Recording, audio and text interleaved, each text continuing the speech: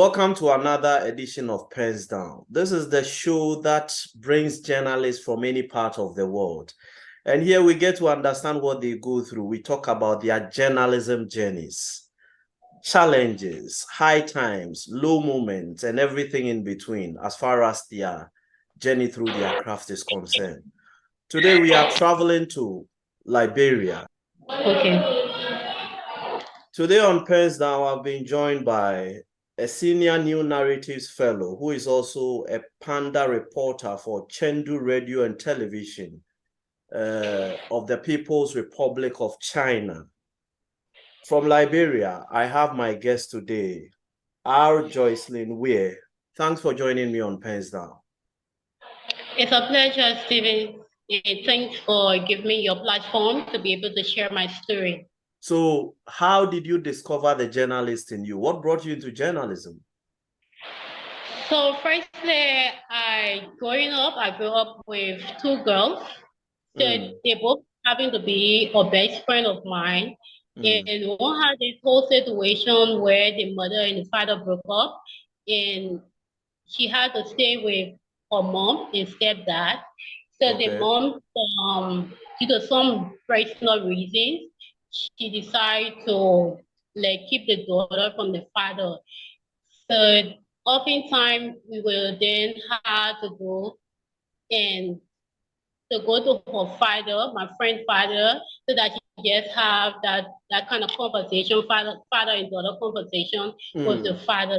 Seeing those things in, I needed to be able to give her a voice in terms of raising awareness on how children are being rights are being violated from having that kind of intimacy with their parents.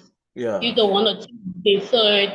And then initially, interestingly, my dad at the time he was alive, he just wanted me to become a lawyer. So then the conversation started around me preparing me to become a lawyer. So then I decided to do some research on my own to read because I was someone growing up who often used to like reading and writing as well. So then I decided doing some research on the distinction between a journalist and a lawyer. So then I get to uncover that I could be good at being a journalist because judging from sorry, it's raining here, it's raining. No problem at all. I don't know whether you're getting me now. I can hear you. Okay, so I mean, looking at her story, I thought that I could do better with journalism to be able to better tell her story so that others who are going through the same can be able to draw a clue from it. So I decided to take on the challenge of being a journalist instead of being a lawyer. So along the way, my father bought into the idea and he started to guide me through in terms of doing more reading and doing more writing as well. So as I went back, my father died. So it was just me and my mother. And my mother being a businesswoman, not really, really educated as compared to my father. So I had to struggle to be able to achieve my dream. What will you say has been the most challenging assignment for you? The most challenging assignment? So my most challenging assignment was when I take on the story of the whistleblower, the life of whistleblower in Liberia. So I did the story of some months ago. Initially, the whole story started last year. So I had this whole idea of looking at why the contributing factor to financial malpractices. So people not speaking up about financial issues, malpractices that occur in public sector. So then one of the things that came to mind was this whole idea of people coming up to speak against the ills in the different sectors. So I didn't realize that whistleblowing was not taking place. People are not encouraged to do it. So around corruption, around financial malpractices, around some sort of abuse in their different public spaces. So when I did pitch the story idea to the narrative, remember now I told you that I'm a new narrative fellow, senior new narrative fellow. I did pitch that story, and then the head of the institution said, "Oh yeah, this is a good one, but at the moment we don't have data to be able to better tell the story." So again, it was challenging because I have to have data to be able to better tell the story, to show the series of the Jesus. This is oh my God,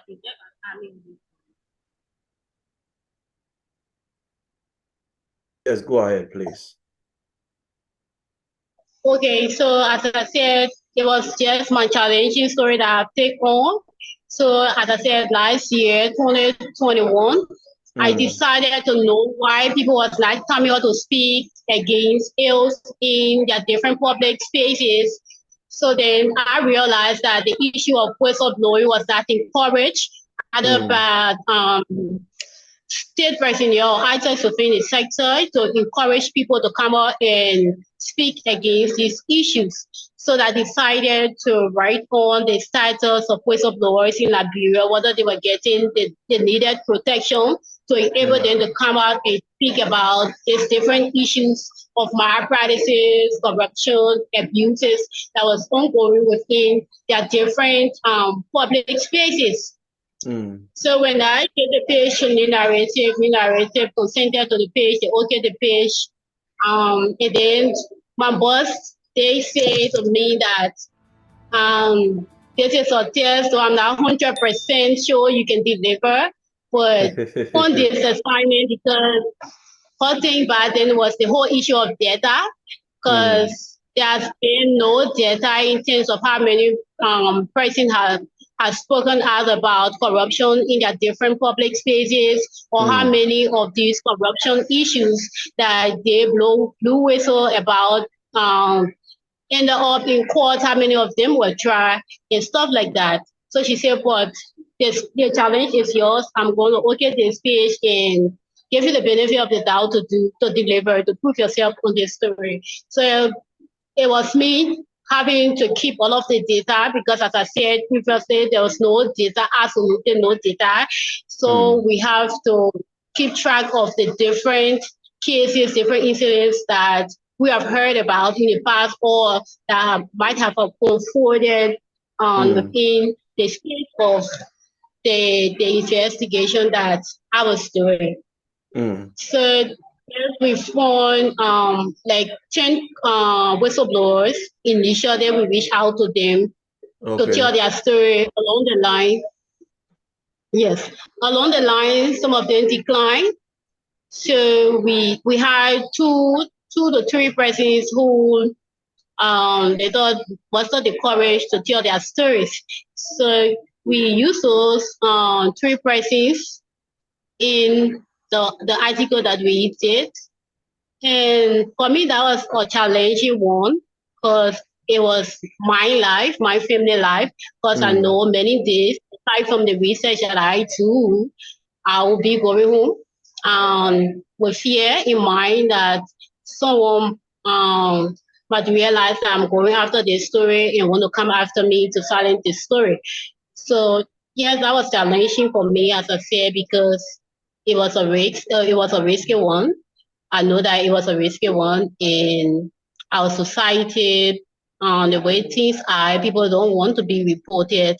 So once you take on an issue, to be able to flag it, they see you as a target. So that was challenging. And interestingly, when I completed that, it ended me to arising at the position of being a senior narrative setter.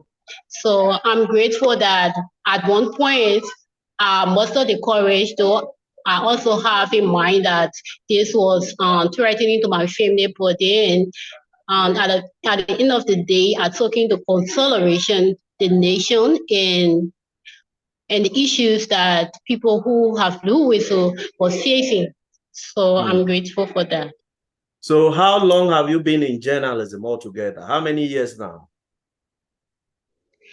So I'm an ABSI, but I entered journalism 20. I entered the field 2014, but Okay. I actually started active journalism. For me, I'll consider that I started active journalism in 2016 because in 2016 it was then I realized my strength in what I was good at. But in the previous 1-2 years, it was just me being misplaced and finding myself. These 6 or 7 years that you have been in journalism, a lot of your colleagues have also left journalism for other fields. Some of them are going into public relations. Some of them are going into any other field that would welcome them. What do you think is accounting for this high level of attrition in journalism? For me, first and foremost, I would say support, whether financial or in kind, is contributing to that. Because I mean, imagine waking up in the morning and doing a risky job for your country, for your people, and in the end, you don't know whether you're working for 30 days or you're working for 90 days. Because some of your bosses will not pay you because the way the economy are, they themselves are struggling. So it's just about yes, you turning up to what you believe in, the reason why you came to this space, and not just about yes, financial issues is key, but I think if you come to a space with a particular mindset other than the money, we all know that we cannot survive without the money. Money is a key factor, but getting your goal is a way to go. How many times in the line of duty have you been offered bribe? Maybe you were doing this story or the other day, say, okay, so take this one and forget about the story or kill the story. How many times? So, whether indirectly or directly, I've encountered that a couple of times. So I was doing a story around the lawmaker's salary, the amount, the take-home pay of lawmakers, and I know what I encountered along the way. All the time, I was doing this article about guys who had a situation with this company that is allegedly belongs to a Chinese national, and then they had this whole situation, and I have to report that story. And because of that story, he was flown out of country to go and seek some medical attention. So yes, along the way, directly or indirectly, it's either the person who's involved coming directly to want to silence you, or their family members coming along the way. Because also, as I told you in my introduction that I sent to you, I'm a courtroom reporter, so I know what I do encounter on a daily basis with public officials who do access the different courts. I go there with different issues. Some of them don't want their issues to be reported, so they use their family members or they use their positions to want to influence what you do. But at the end of the day, it's just about you standing your ground to be able to explore, to be able to meet up with your own promise and vow of why you enter this space. Does journalism pay? Does it pay? For me, I would say journalism pays in as much as you distinguish yourself, in as much as you are innovative, in as much as you are creative, it does pay. Social media. Let's talk about social media. We got in touch. We connected through social media. How has social media changed the practice of journalism for you? So for me, it's not just about going on the different social media pages and posting about me, about my family and stuff like that. But social media has helped my work in a way that I can be in Liberia and speak to a source in Nigeria, for instance, or a source in the US. So I can remember months back when I was in China and I have to do this IT code because we just done with the first phase of our election in Liberia. So I was profiling a couple of candidates in the election. So along the way, I have this trip to go to China. So I mean, 2 to 3 of the sources that I spoke with in one of the profile of the candidates, I have to use the social media to speak to them because then I was not in country, and one of them was in country, and the other is in Germany. So I have to speak to those two people via the internet. So that's the work of the internet. That's how it has connected us. That's how it has made our work easier. So I don't have to have your contact number before reaching out to you. I can just go on Google and Google your name, and Google gonna give me a clue of how to connect with you. Or I could go on Facebook and log you on LinkedIn as well to be able to search for you and get in touch with you instead of the usual normal time as compared to now. You have to have either the person email or telephone number before reaching out to them. But as compared to now, I think it's a little bit more better than what it was in time past. There is a practice in journalism in Ghana. You go for assignment, they give you money in envelope. In Ghana, we call it Sole, which is the shortened form for solidarity. In Nigeria, they call it the brown envelope. In Cameroon, it is called the brown envelope. In Malawi, they call it logistics. In your country, what do they call it? So they call it Kato. For of recent, they have tried to refine that name. So once you come to Liberia and you say Kato, I mean, everybody know that name, whether you're in the journalism space or not, you know that name. So what the journalists are smartly trying to do now is to just move from Kato to saying professional service. Now, let me ask you, as a professional, what is your opinion or what is your take on this Kato, or what was the new name? Professional service, right? Professional service, yes. For me, I think, quite frankly, it's wrong. No one should pay you to do the work that you sign up to do. Because in as much as you receive compensation for what you do, it's gonna compromise your work. So I give you this scenario. What if you have this situation with a lawmaker who have exploited the people in the area, and then all of a sudden he gave you a brown envelope. The way you should have reported that information is going to change because of the envelope he or she has given you. So I mean, I'm one person who has been against the whole issue of cartel, against professional service, because I do believe that regardless of our struggling climate, business climate, journalism climate, we should not allow ourselves to be compromised, because one of the reasons why we come to this space is to hold people accountable, is to ensure that we exhibit high level accountability and transparency in all that we do. So the issue of professional service is totally out of the way. We should be able to explore what means through which we can be able to pursue our own story. I know that people will argue, or others will argue that the media economy is struggling, people are not being paid and stuff like that, but we cannot continue using that as an escape route of doing the right thing. Has your life ever been threatened in the line of duty before? So yes, a couple of times, but I give you the recent one because it's a month ago. So I had this situation with the deputy chief of protocol. So she had this exalt case of someone involving another neighbor in her area, where she allegedly brutalized the lady, and the lady did carry her to criminal court A. So that proceeding was on. I've gone to the court to cover that trial.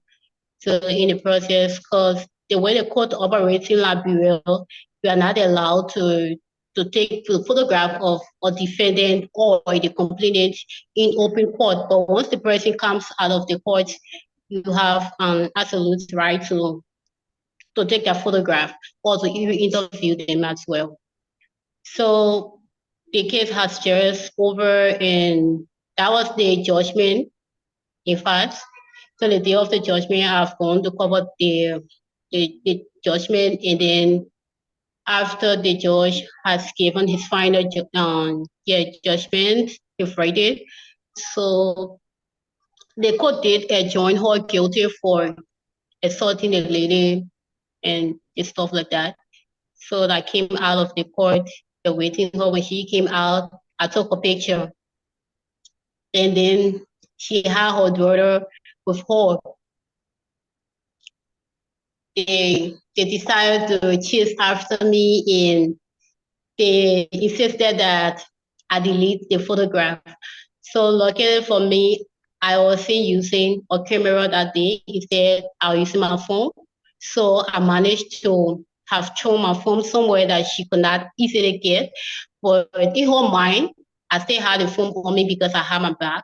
So they tried to take the bag from me because we have this space at the judiciary where the judicial reporters usually gather to do their work.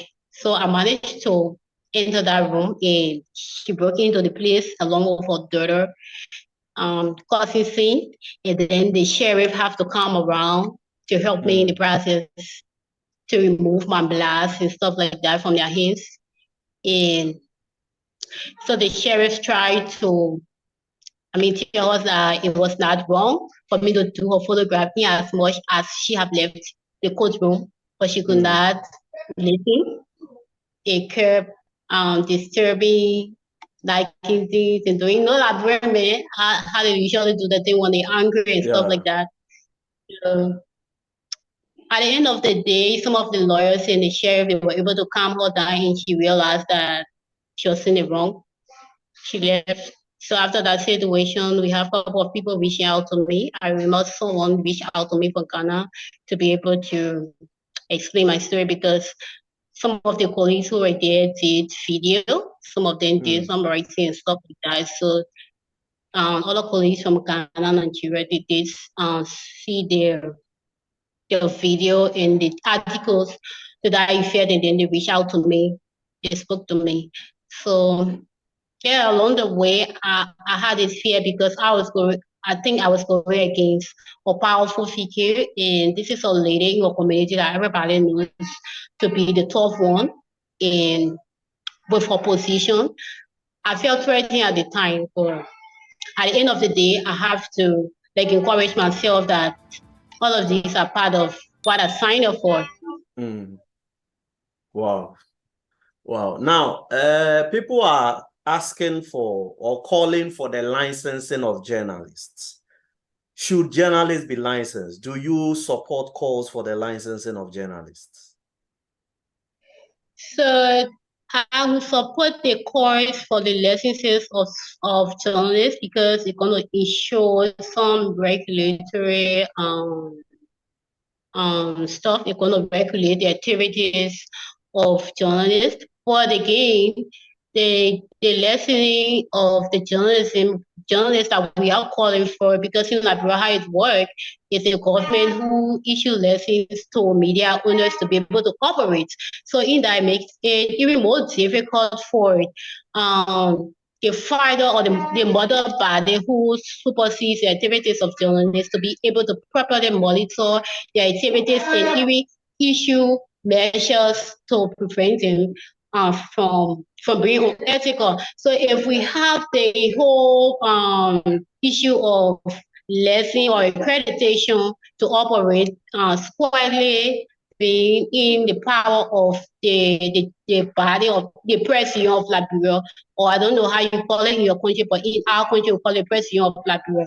If the president of Liberia have absolute control in terms of lessening media institutions and lessening journalists, in that way they can be able to to monitor, they can be able to take some actions, but in as much as it is being divided in a sense that government accreditates you to operate, it'll be so difficult to achieve.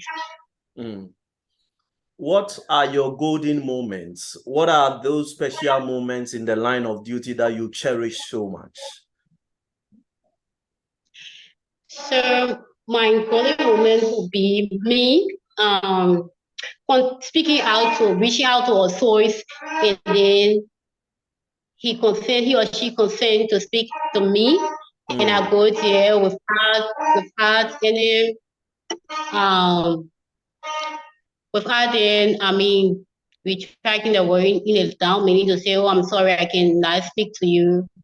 Yes, once I book appointment with you, you agree, and I come over. I have that interview with you. It's not just about having an interview with you. It's also about me delivering on whatsoever content I take from you, because also it's about credibility. Once you go to a person and say, oh, I'm doing this particular story, and at the end of the day, the person can see that story anyway, or the person reaching out to you, believing you to tell their story, and you go there, interview the person, at the end of the day, the person doesn't see that story anyway. They lose credibility in you. All the time, they only want to reach out to you. So it's about me being able to fulfill my commitment to my sources. In yes, that's a good moment for me, fulfilling my commitment to my sources. How many more years do you want to practice before you move out of journalism, or are you doing it for life?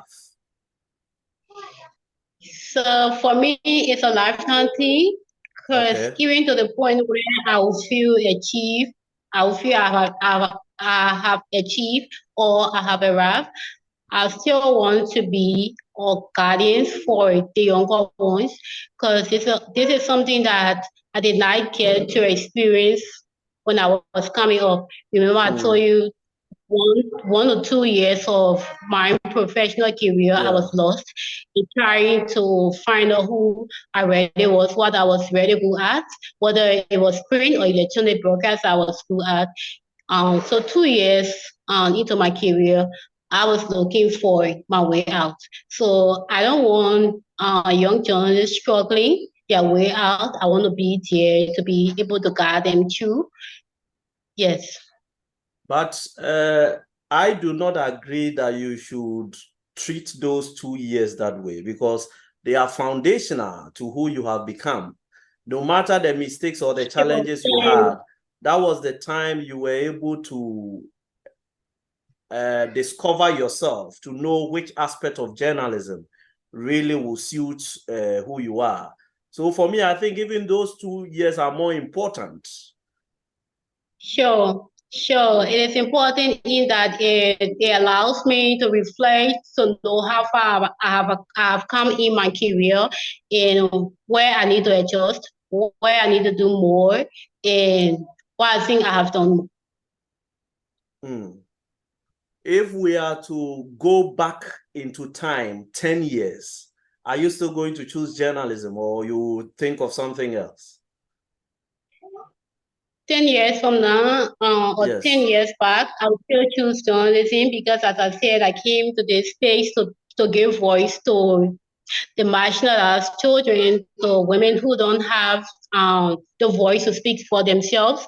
I came to this space to be able to talk about the issues that are not been spoken about, that are not at the center of attraction, that are not at the center of national debate. These are issues that have come to this space to be able to raise conversation around. So yes, 10 years back, I will still choose this field, because I do believe that this field suits me. In yes. In Ghana, where I am in Accra, Ghana. Politicians and political actors own media houses, and some are also still setting up media houses. I don't know what the case is in Liberia. Do you have a similar situation? And is there a cause to be worried about the political ownership of the media? There is a cause to be worried about the political ownership of media houses, because yes, it's the same in Liberia. We have politicians who are owning media institutions, and because of that, you don't see much from the public in terms of trust.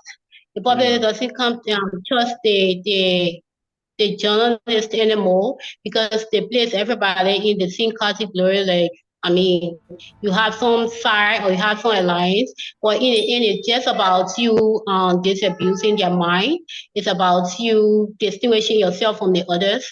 So yes, there's a whole lot around political ownership of the media institutions in Liberia. Social media has created richer bloggers than richer journalists. There are bloggers across Africa who are very rich out of social media, but we don't have journalists that have also made a lot of money from social media. Is there something we are not doing? What did we miss out as journalists? So for me, I only say that journalists are not proceeding rightly in terms of the social media usage. We are using social media to our advantage. But the thing is, the citizen journalism has come into play with our job. But for us journalists, it's about us cross-checking our information, ensuring that it is balanced, ensuring that it is credible as compared to the citizen journalists or the bloggers. They don't care. Yeah. All they do is just create something that will be interesting to get follow-up, to get people attracted to the page. Unlike us, all we do is consider our integrity, our credibility. So it's about you saying, what does this mean? Sending out this information that I know is very incorrect, or sending out this information that I have not been able to verify. So it's about us thinking about the consequences of the information that we send out as compared to them. They just need content, they need people to follow them. So I think we are still on the right path. Yeah. So simply put, journalists have ethics, but bloggers don't have, right? Not at all. Yes. Now, if maybe your younger sibling or a mentee of yours walks up to you and tells you, I am thinking of becoming a journalist in future, would you encourage the person to go ahead? Or what advice would you give that person? So she'll go in the community, she'll have this conversation on campus. In fact, she's the famous type of person on campus. Okay. Once you go on her campus, and the only name they will call you the Auntie Maya. But interestingly, I have 3 other daughters in the very school, but none of their names be mentioned as compared to Auntie. So oftentimes people say Auntie Maya or Auntie Maya, stuff like that. So Auntie is the famous one. I mean, she go about almost all of the information in the community, in her school. She's on top the information. So her bigger sisters who say to her, I think you should go do journalism. You go do journalism. Then, I mean, I remember a couple of times asking her, Auntie, what is it that you want to do? And she'll tell me that I want to be a fashion model. I would say to her, how is it that you being a fashion model and you're so interested in all of the different information, and I tell you that child will often tune on the radio and she knows most of the newscaster, most of the presenter as more than I do. So because of that, her sisters will try to, push her in my way to make her to more interest in what I do. So oftentimes when I'm having a conversation with her, she has been so consistent in terms of what she wants to do, to be a fashion model.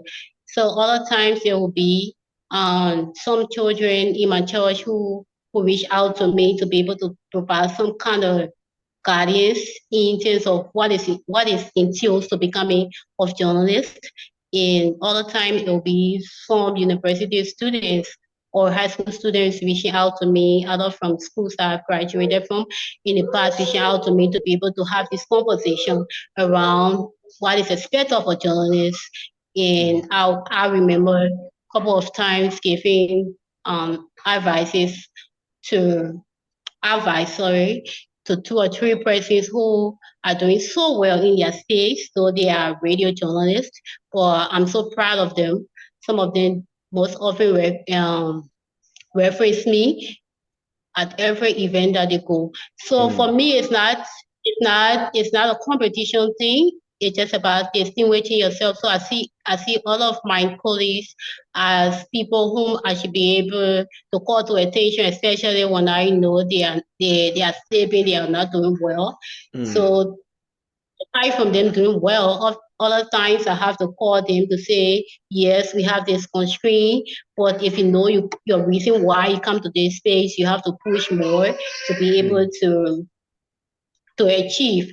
Because I remember 2 other colleagues, I would say colleagues, but they are kind of new because I have more experience in terms of the year of practice as compared to them.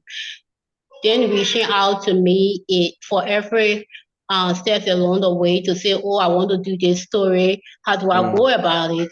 And I come in and give them some tips in terms of what to look for and what not to look for. Even up to present, I know of one.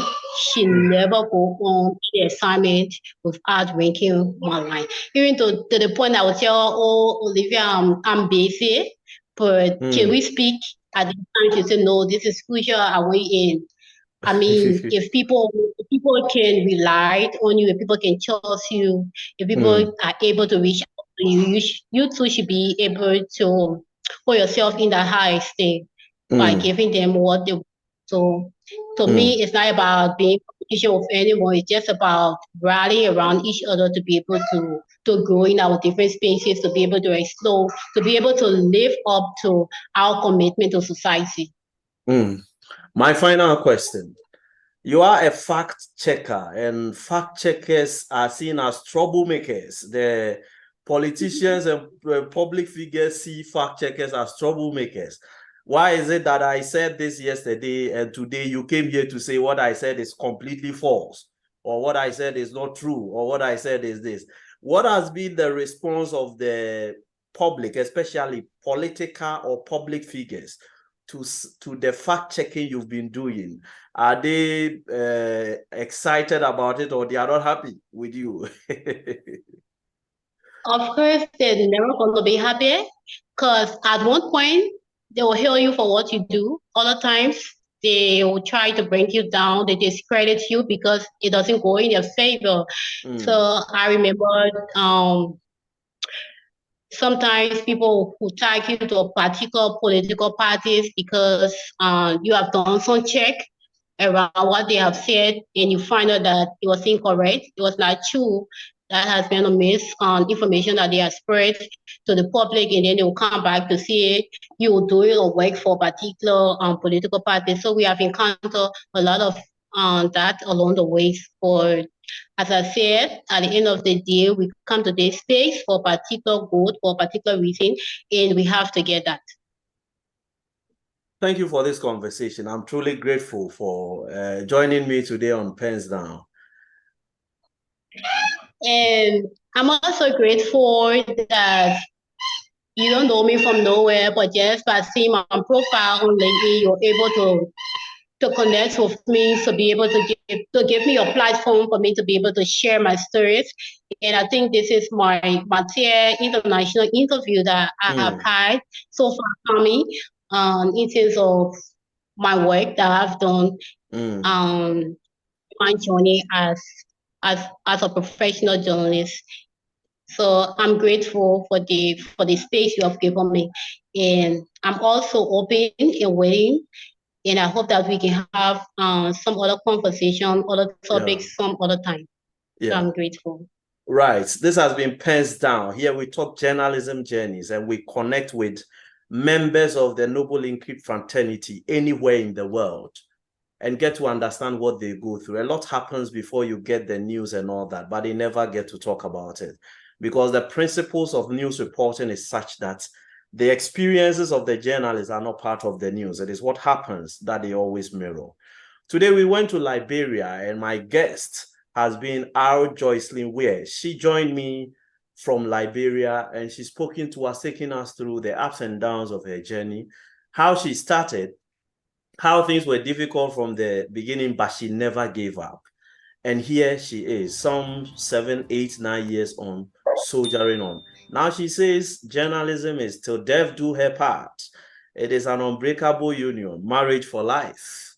We wish her well. Thank you very much once again, and thanks for joining us on Pens Down. We'll be back again with another colleague, and here the subject matter will still be the same: journalism journeys. Thanks for joining us, and bye for now.